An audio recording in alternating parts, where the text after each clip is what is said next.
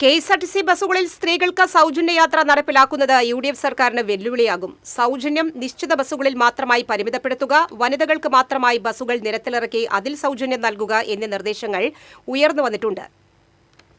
യാത്രാ സൗജന്യം ഏർപ്പെടുത്തുന്നതിന്റെ ആദ്യപടിയായി കെ.എസ്.ആർ.ടി.സിയിൽ സ്ത്രീ യാത്രക്കാരുടെ കണക്കെടുത്തിരുന്നു.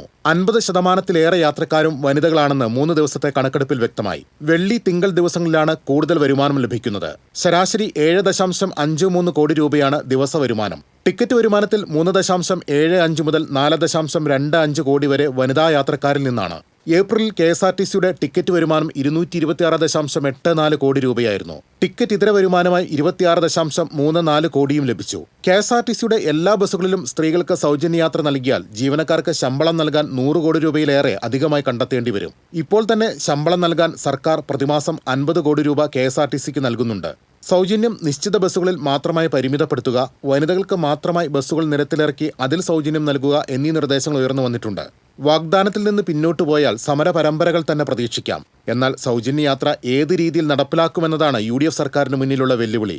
യാത്രാ സൗജന്യം നൽകാനുള്ള നീക്കത്തിനെതിരെ ശക്തമായ സമ്മർദ്ദവുമായി സ്വകാര്യ ബസ് ഉടമകളും രംഗത്തുണ്ട്. TCV news, Thrissur.